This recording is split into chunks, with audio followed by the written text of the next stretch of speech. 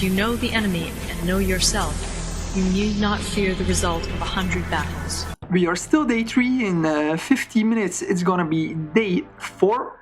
As you can see, the map it filled up more, so we're gonna have a nice active game. There's gonna be way more active players on this World at War than on the classic one. It may fill up, but at day 4 only 25% of the map stays active, so this is going to be super interesting. As you can see, Burma and Borneo are AI, so they have been deleted from the game. We don't want any troll accounts, that's not cool.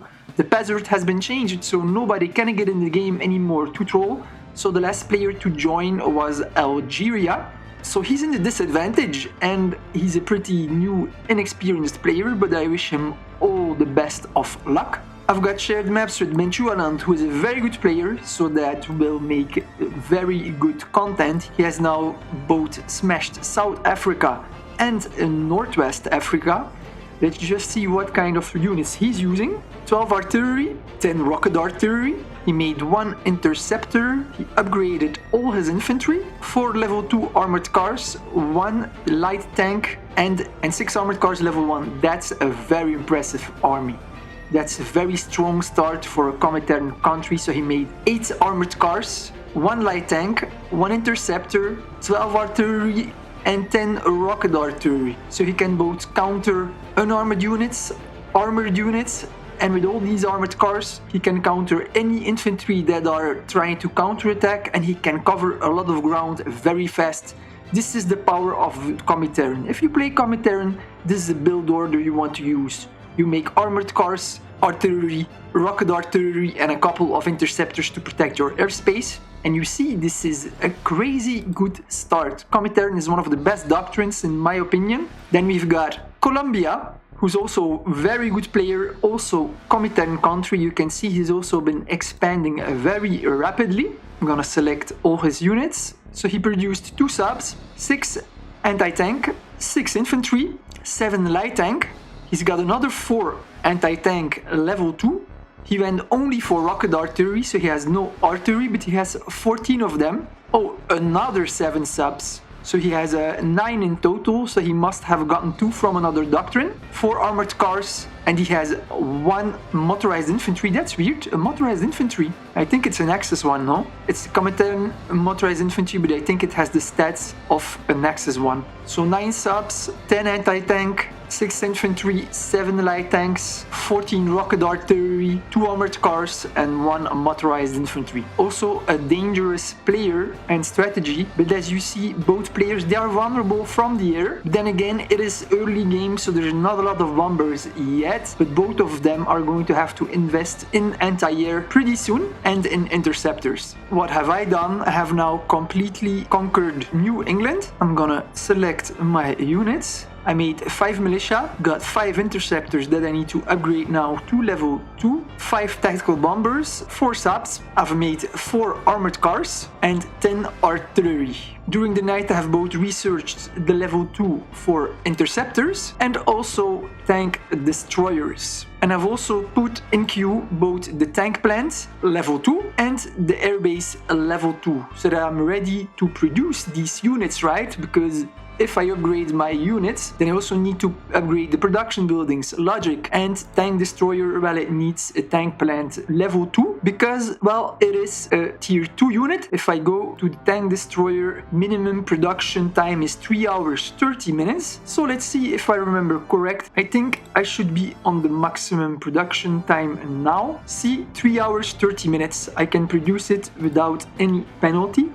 So I'm gonna put 4, there we go. I'm struggling with manpower, but now that my production for tank destroyers don't need goods, I'm gonna be able to use them to build recruitment centers, which is exactly what I need. And I think that for my strategy, combination shock troop of armored cars and tank destroyers might work, right? They would counter both armored and unarmored units. I've never tried this combination before, but I think I'm gonna try it. I think I'm not gonna go for mechanized infantry, but if I don't go for mechanized infantry, I'm gonna need a second tank plant, that's for sure. I'm also gonna need a second aircraft factory and a second naval base. Spoken of navy, I need now also to research other naval units. I'm gonna need destroyers and I'm gonna need cruisers. There we go. So both those, we're gonna research them. The story only takes 20 minutes, so I will be able to produce them. And I'm gonna need the naval base or maybe an airstrip here for naval bombers, or I can have an aircraft factory in Boston, and then here I can build an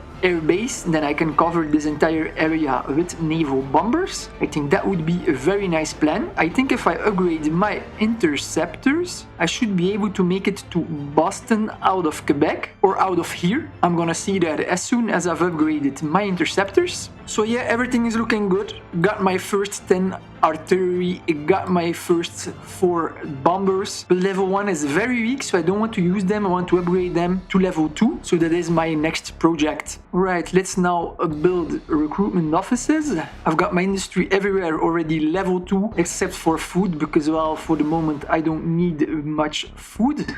I've got a lot of idle time, that's not good, but I have no manpower. Allies doctrine trains 30% faster, so I'm gonna have more idle time with this doctrine, but I can upgrade cheaply, so that's good. I'm gonna build level 1 everywhere. If I have the goods, that's good. 1, have no more steel. I like a little bit of steel, so I'm gonna queue it up. And I'm also gonna queue up over here, then it's done. There we go. I'm gonna check the market price for steel, but I think I'm not gonna be able to afford steel. It's always expensive.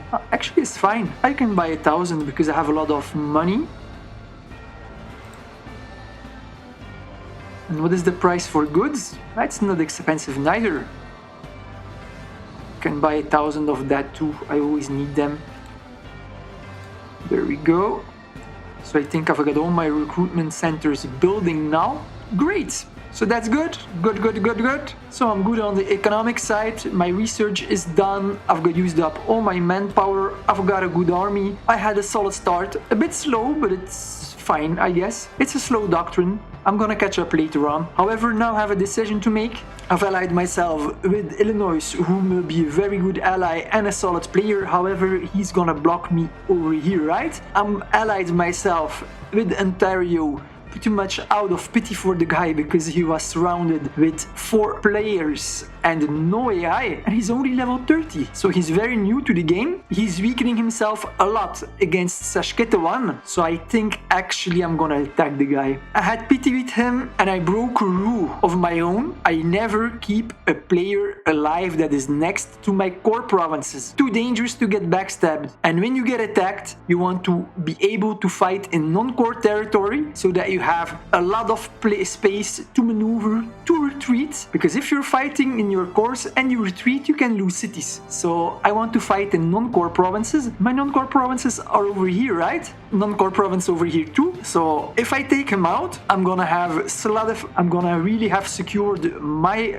core provinces, and then with a couple of subs and naval bombers, I'm gonna be good here. I'm not gonna produce battleships because they are way too expensive. I'm gonna just go for stacks with a couple of destroyers and 10 cruisers. They're gonna do the job too. As soon as I have a couple of cruisers, I'm gonna attack St. John and land an infantry there. I don't want any enemy landing over here because then they can start making planes, especially strategical bombers. That would be a big mess. I don't want that. I want this province over here so that I can operate the naval bombers out of here, and I should do the same with Nuke.